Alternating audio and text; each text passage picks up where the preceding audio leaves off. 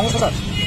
আজকে আমরা গোটা রাজ্য জুড়ে এই যে গ্রেটার ত্রিপুরাল্যান্ড বিল গত 3 দিন আগে পাস হল এডিসিতে, সেখানে ত্রিপুরা মতা দলের লোকেরা ছাড়াও উপস্থিত ছিল শাসক বিজেপি দলের প্রতিনিধিরা, নির্বাচিত প্রতিনিধিরা।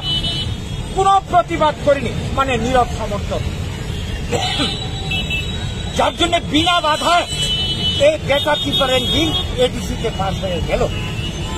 তো এই যে গ্রেটার ত্রিপুরাল্যান্ড, আপনারা জানেন ত্রিপুরা রাজ্য মিশ্র বসতি, বাঙালি, জনজাতি এবং অন্যরা রয়েছে।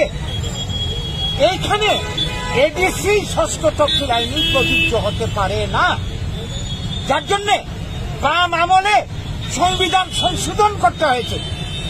তো এখন এই যে গ্রেটার ত্রিপুরাল্যান্ড কি উদ্দেশ্যে করা হচ্ছে?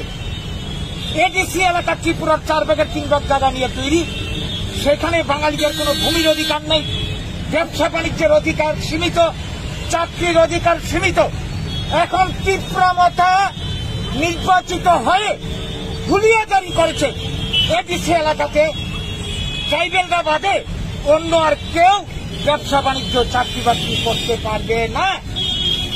এই যখন অবস্থা, তারা স্লোগান দিচ্ছে প্রতিনিয়ত গো ব্যাক বাংলাদেশি মানে বাঙালি। এই যখন পরিস্থিতি, সেইখানে এই গ্রেটার ত্রিপুরাল্যান্ড করে এদের যে উদ্দেশ্য, বদ উদ্দেশ্য, ত্রিপুরার এডিসি এলাকাকে আরো সম্প্রসারিত করে গোটা এলাকাতে এডিসি কার্যকরী করবে। তাহলে আমরা যারা বিধ্বংসের জনগণ বাঙালিরা রয়েছে, অন্যরা রয়েছে, আমাদের অবস্থাটা কি দাঁড়াবে? এডিসি এলাকাতে বাঙালির ভূমির অধিকার নেই, সমস্ত অধিকার শেষ। গোটা রাজ্যে যখন গ্রেটার ত্রিপুরাল্যান্ড হবে, আমরা বাঁচব কি করে? কাজেই এটা অন্যায়, অযৌক্তিক দাবি। আমাদের বাঙালিকে ধ্বংস করার একটা গভীর ষড়যন্ত্র চক্রান্ত।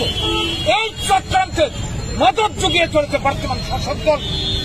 এর আগে ত্রিপুরাতে যখন বামেরা ক্ষমতায় ছিল, এরা এই জনজাতি ভোট, ট্রাইবেল ভোট করাবার জন্য ক্ষমতার রাজনীতি করতে গিয়ে এডিসি তৈরি করেছিল, উগ্রপন্থী আমদানি করেছিল। আজকে এইটাই লাস্ট পরিণাম হচ্ছে গ্রেটার ত্রিপুরাল্যান্ড। এটা কোনো মতেই মানা যায় না। গ্রেটার ত্রিপুরাল্যান্ড হলে বাঙালি সর্বনাশ হবে, ত্রিপুরার উন্নয়ন ব্যাহত হবে, জাতি জনজাতির মধ্যে বিদ্বেষ বাড়বে, সামগ্রিকভাবে ত্রিপুরা পিছিয়ে যাবে। ত্রিপুরার উন্নয়নের পরিকল্পনা না নিয়ে, ত্রিপুরার সম্পদকে কাজে লাগিয়ে কর্মসংস্থানের পরিকল্পনা না নিয়ে জাতি জনজাতির মধ্যে বিরোধ সৃষ্টি করে এইভাবে যারা ত্রিপুরার সন্ত্রাস করতে চায়, বাঙালি সন্ত্রাস করতে চায়, তাদেরকে আমরা চরম হুঁশিয়ারি দিয়ে রাখতে চাই। যেই বাঙালি স্বাধীনতার জন্য লড়াই করে প্রাণ দিয়েছিল, প্রয়োজনে জাতির অস্তিত্ব রক্ষার জন্য আবারও রক্ত দিতে প্রস্তুত। আমরা যা করতে হয় আমাদের অস্তিত্ব রক্ষার জন্য, আমরা শেষ পর্যন্ত তাই করতে বাধ্য হব। সেই দিকে যাতে আমাদেরকে ঠেলে দেওয়া না হয়, আমরা সবাইকে সাবধান করছি।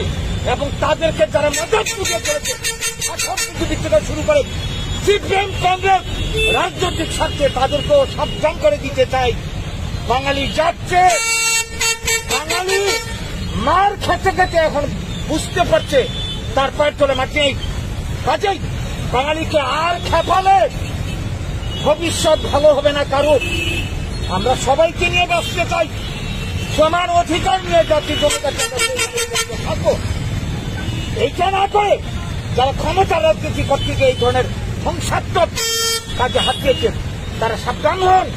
এবং এই রাজ্যের গণতন্ত্রপ্রিয় সবার কাছে দলমত নির্বিশেষে আমরা বাঙালির পক্ষ থেকে আমাদের আবেদন, সবাই এগিয়ে আসুন। এই অশুভ প্রচেষ্টার বিরুদ্ধে আমরা সবাই রুখে দাঁড়াই। ত্রিপুরাল্যান্ড হতে আমরা দিচ্ছি না, দেব না। ত্রিপুরা ভাগ, বাংলা ভাগ আমরা হতে দিচ্ছি না, দেব না।